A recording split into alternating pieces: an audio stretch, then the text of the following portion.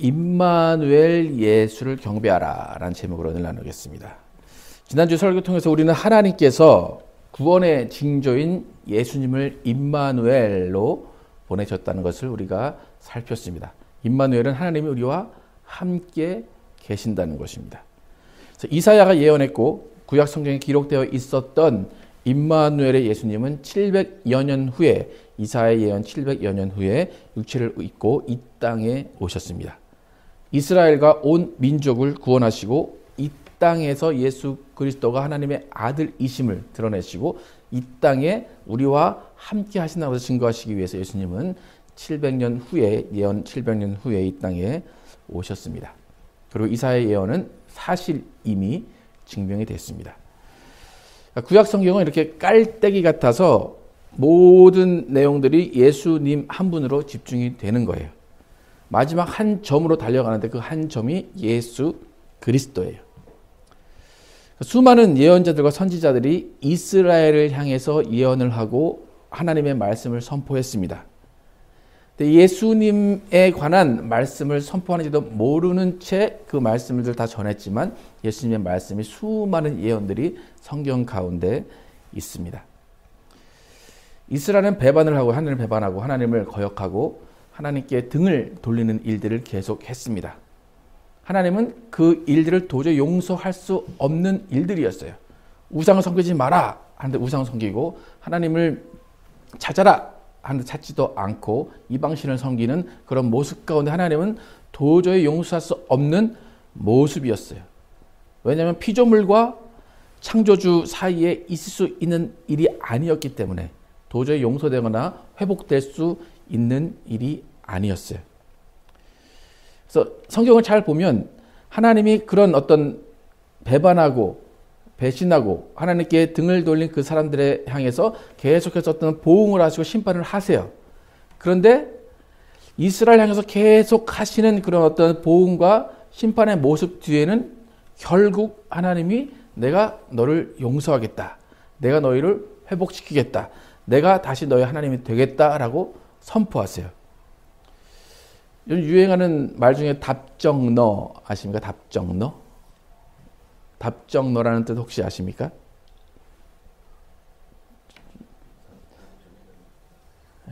답은 정해졌으니까 너는 대답만 하면 돼. 그거예요. 그거죠. 여자분들이 나 이뻐? 답은 뭐예요? 네. 나 오늘 어디 가고 싶은데 어디 갈까? 답은 정해져 있죠? 그럼 남자들은 뭐라고 하면 돼요? 네가 좋은 대로 하면 돼. 아니면 넌 항상 예뻐. 그게 답정너예요. 노아의 홍수 이후의 성경을 보면 하나님을 잘 보면 하나님은 답정너이신 분 같아요. 하나님은 이스라엘에게 계속해서 무슨 말씀을 하세요. 돌아와라. 그리고 행동은 심판도 하시고 하시는데 하나님의 답은 정해져 있어요.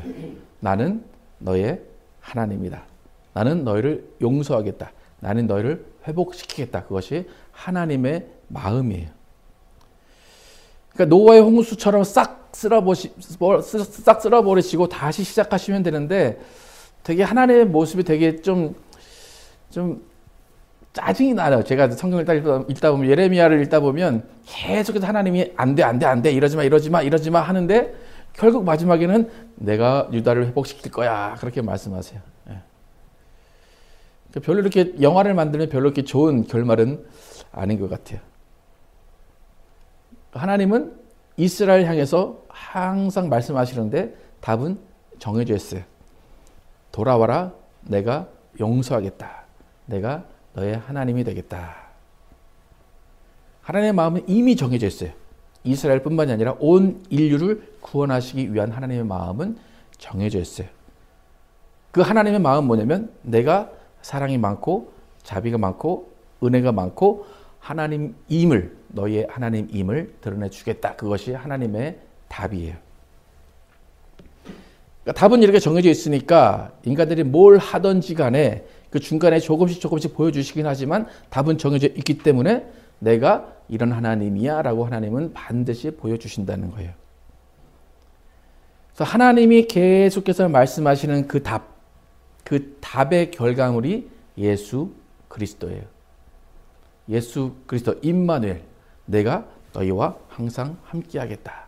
너희가 무슨 죄를 짓든지 무슨 일을 하든지 너희가 어떠한 곳에 있든지 내가 너희와 항상 함께하겠다. 이것이 예수 그리스도라는 결과물로 나타난 거예요.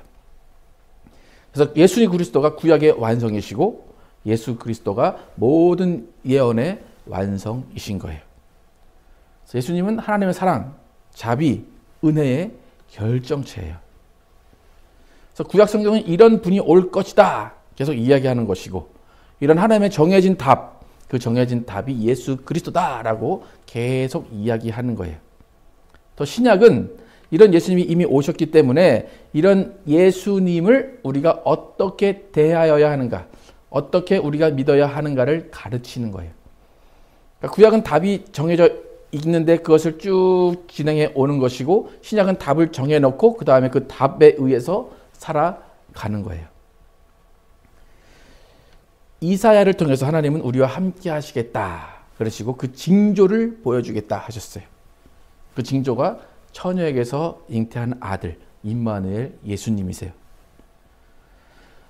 이스라엘의 안에서 예수 그리스도라는 징조를 보여주신다. 그런데 그 징조는 예수 그리스도뿐, 그 이스라엘뿐만이 아니라 온 인류에게 주시는 징조예요. 그리고 또 다른 많은 예언 중에서, 예수님의 예언 중에서 아들이 태어날 곳, 아들이 언제 어떻게 어디서 태어날 것인가 알려주는 중요한 그 예언이 있는데, 미가서 5장 1절에서 4절을 함께 한번 읽어보겠습니다. 미가서 5장 1절에서 4절 시작. 이스라엘 사람들아 병력을 동원하라. 우리가 포위되었으니 원수들이 막대기로 이스라엘 통치자의 뺨을 칠 것이다. 여호와께서 말씀하신다. 베들레헴 에브라다야, 너는 유다에서 가장 작은 마을 중에 하나이지만 너에게서 이스라엘을 다스릴 자가 나올 것이다. 그는 영원 전부터 있는 자이다. 이스라엘의 순환이 끝날 때까지 하나님이 자기 백성을 이방인의 손에 맡겨두실 것이며 그 후에 흩어져 있는 그의 동족들이 이스라엘 땅으로 돌아올 것이다.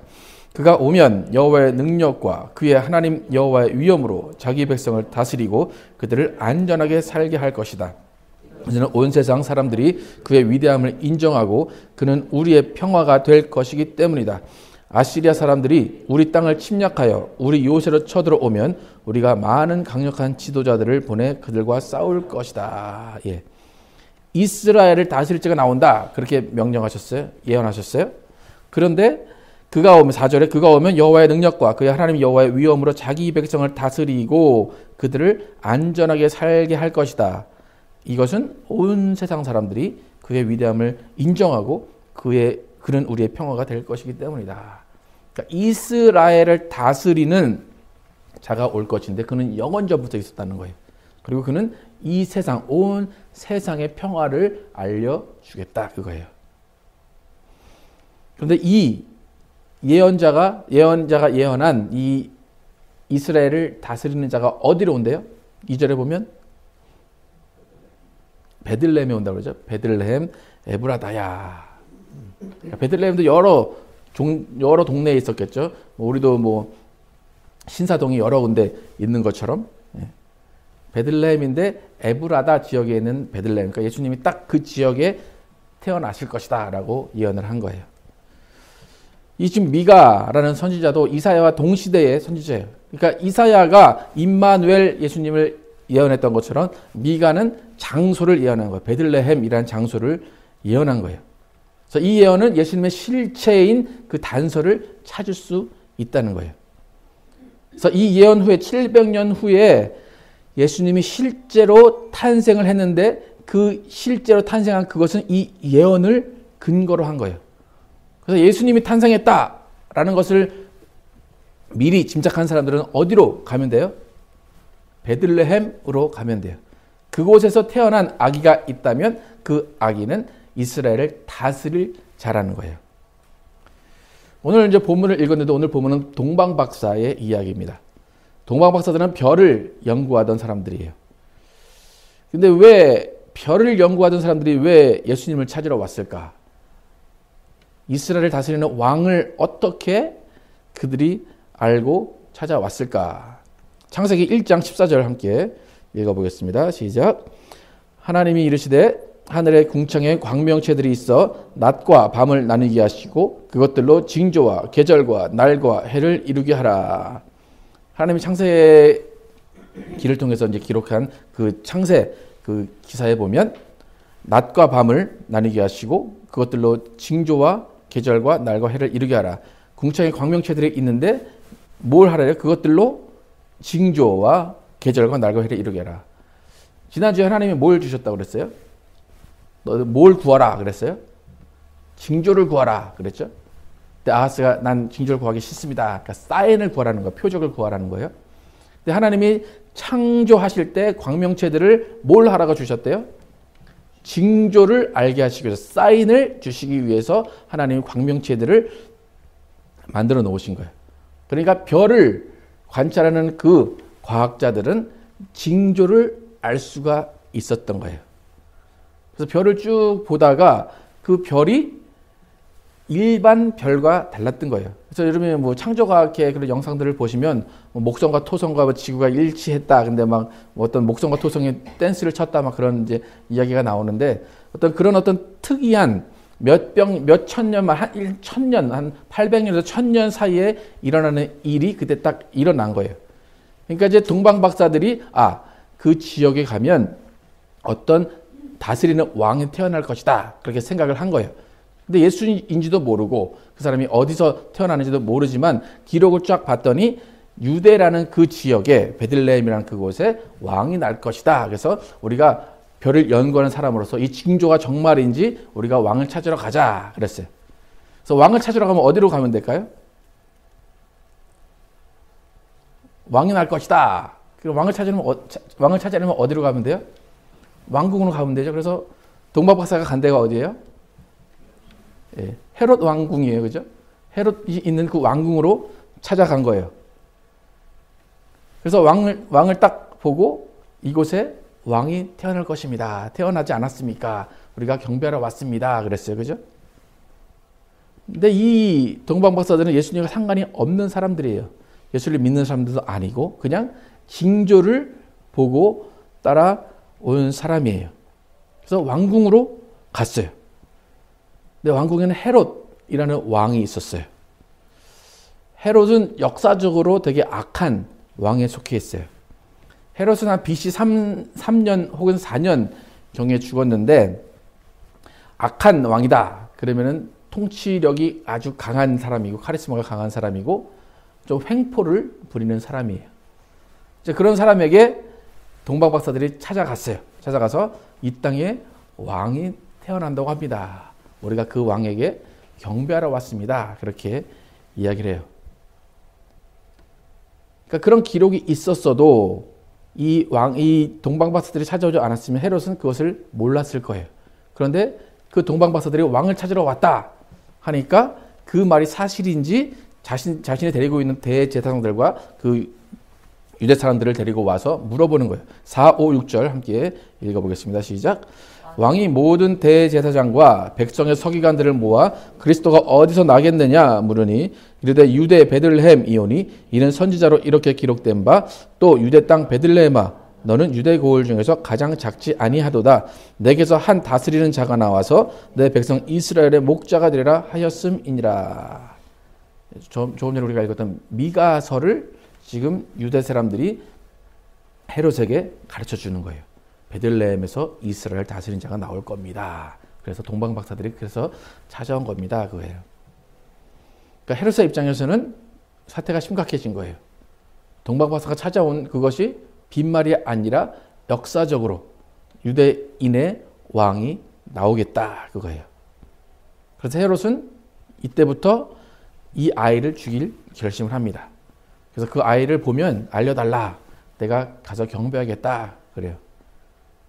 그런 동방 박사들은 이제 꿈에 전사들이 헤롯에게 가지 말고 그냥 가라. 그래가지고 돌아가고 헤롯은 2살 이하의 아이들을 다 죽입니다.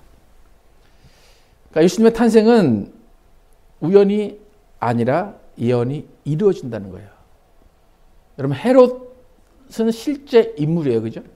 헤롯은 실제로 역사적으로 존재했던 출생일이 있고 사망한 날이 있는 사람이에요. 그 사람이 예수를 죽이려고 했다. 그 사람이 이스라엘의 유대의 왕이 이 땅에 태어났다라는 것을 그 사람이 또 인정을 하는 거예요. 그런데 헤롯과 예수님과의 관계 또한 성경에서 예언이 되어 있어요.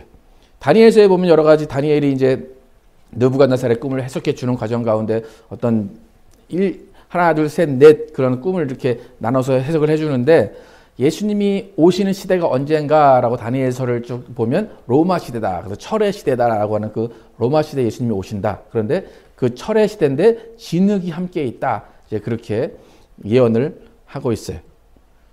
여러분이 쭉 나중에 이제 설명을 이제 더 들으시면 되지만 간단하게 보냐면 로마 시대에 예수님이 오세요. 그런데 그 시대에 진흙이 있다는 것은 뭐냐면 그 헤롯이라는 사람이 그 에돔 그 자손이거든요. 그리고 예수님은 누구의 자손이죠? 유다의 자손이에요. 에돔 자손은 그 이제 에돔이라는 말을 이제 근원을 보면 에서예요. 에서 야곱의 그 관계가 어떻게 되죠? 쌍둥이로 형제예요. 그리고 에서가 형이고 야곱이 동생이에요. 그런데 장자권을 야곱이 뺏어가죠. 그러니까 이제 그 형 에서가 야곱을 이제 죽이려고 막 그러는 이야기가 쭉 나오죠. 그래서 다니엘서의 그 이야기를 쭉 보면 헤롯이 있는 그때에 에서의 자손이 있는 그때에 유다의 왕이 나온다는 거예요. 그래서 유다의 왕이 되려고 하니까 에서의 자손인 헤롯이 그 왕을 죽이려는 그런 일을 벌인다는 거예요. 그게 성경적으로 예언이 되어 있는 거예요.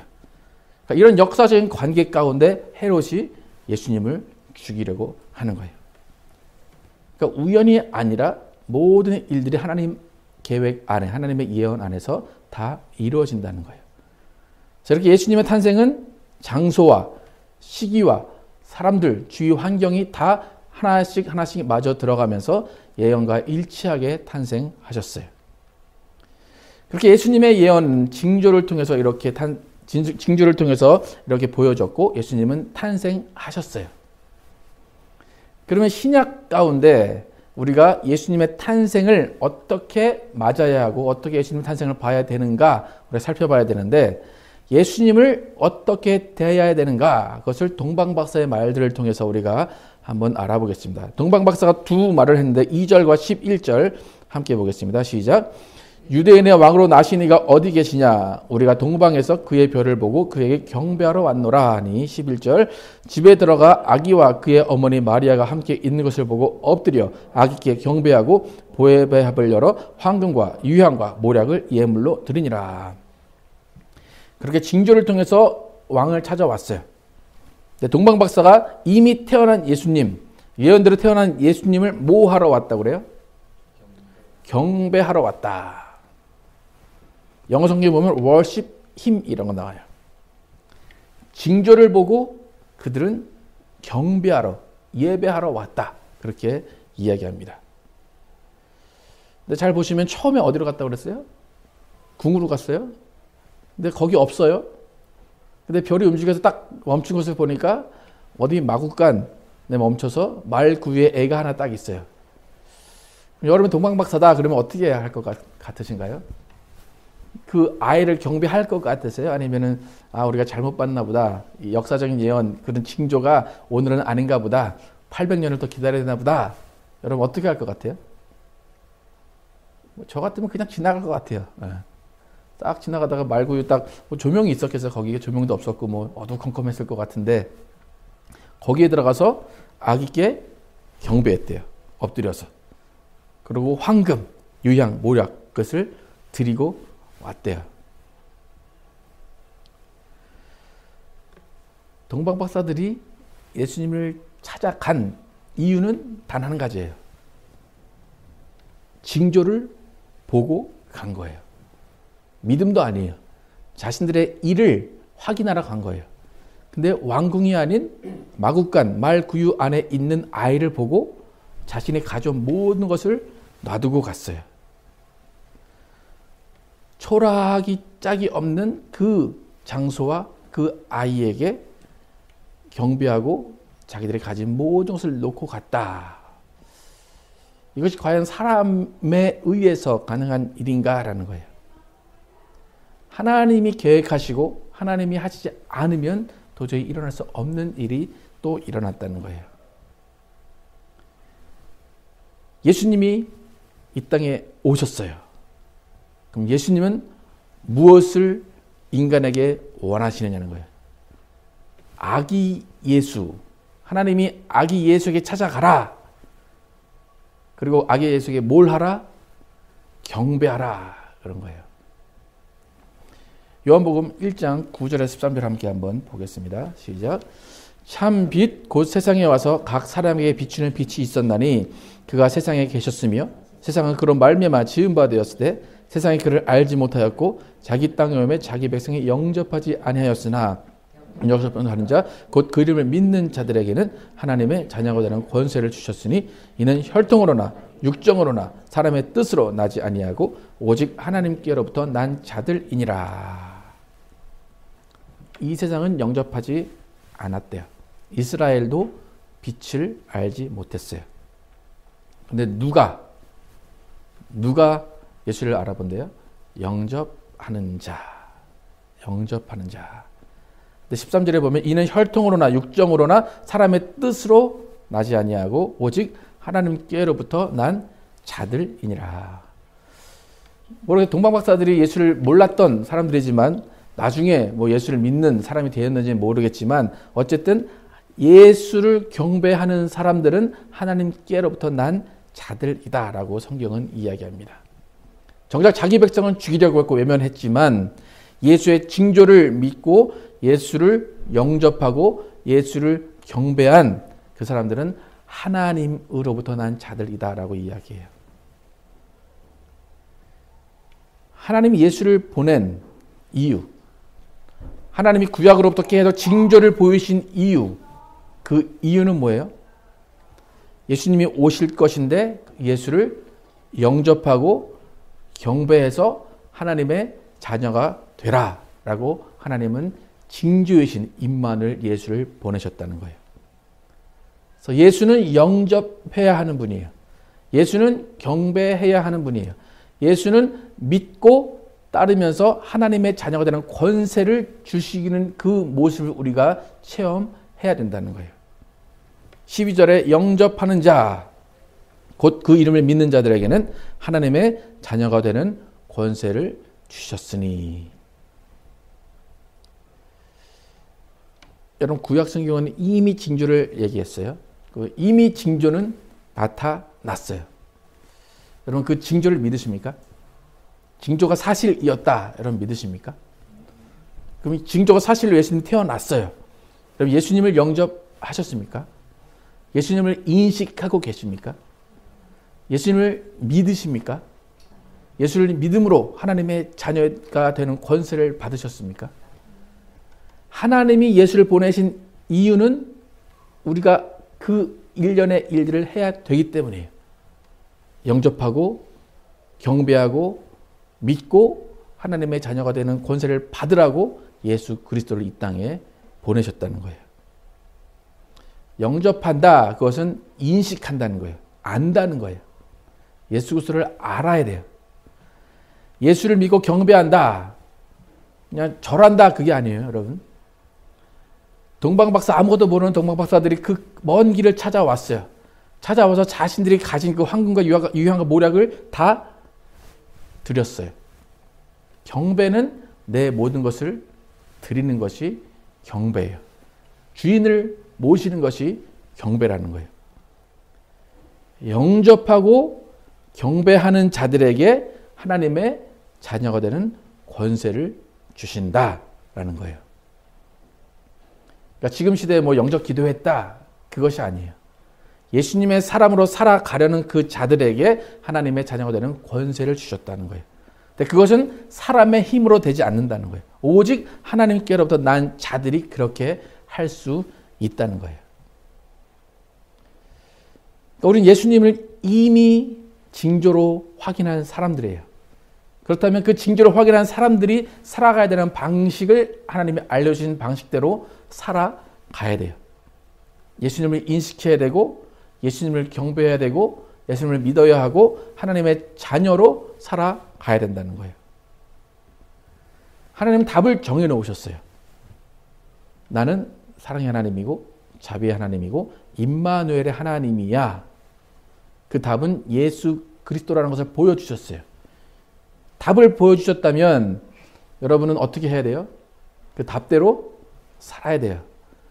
요즘 뭐 시험지 유출, 시험 답안 유출의 문제가 좀 많이 되잖아요. 그럼 여러분에게 누가 답을 가르쳐 줬어요. 그럼 여러분은 그 답을 어떻게 해야 돼요? 똑같이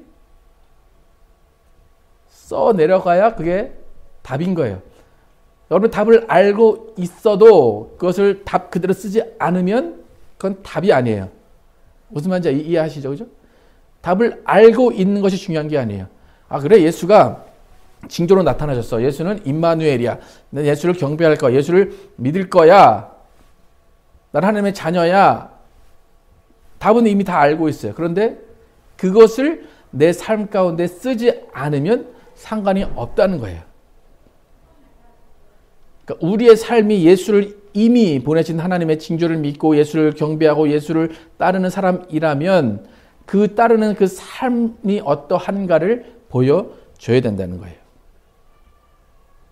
여러분 초라한 말 구유에 놓으신 예수님을 경배하시기 바랍니다.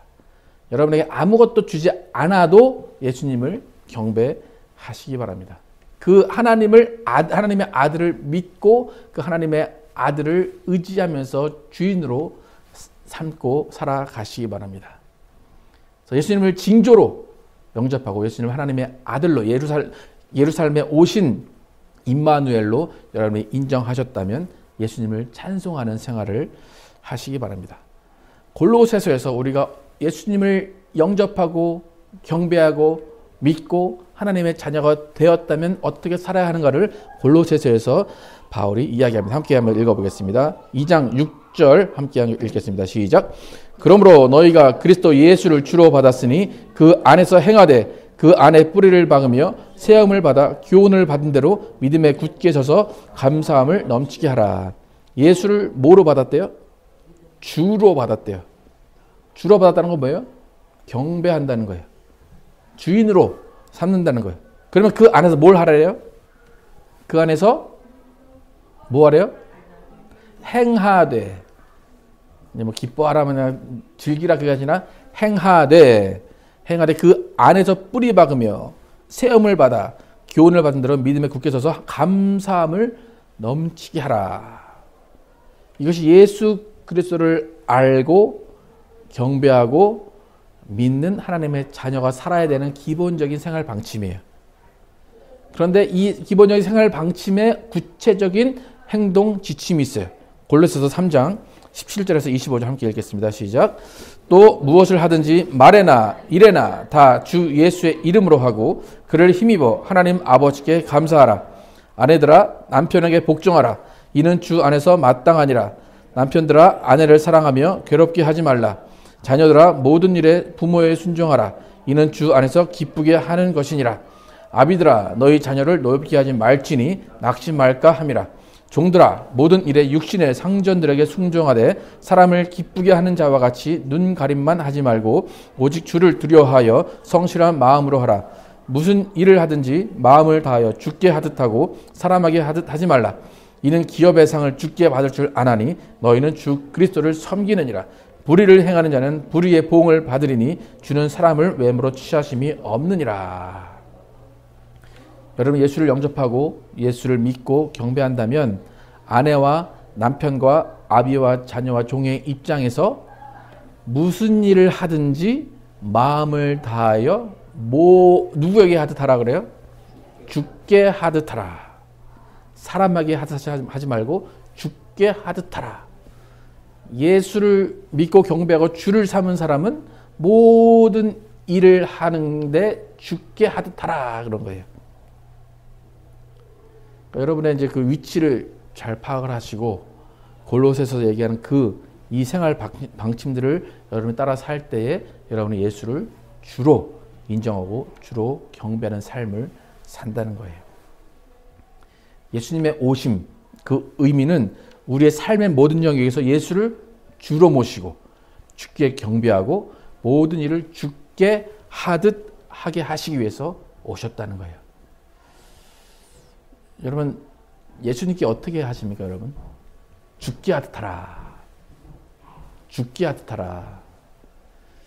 감이 안 오시죠, 그죠? 죽게 어떻게 해본 적이 없어서 죽게 하듯 하는 것이 뭔지 잘 몰라요, 그죠?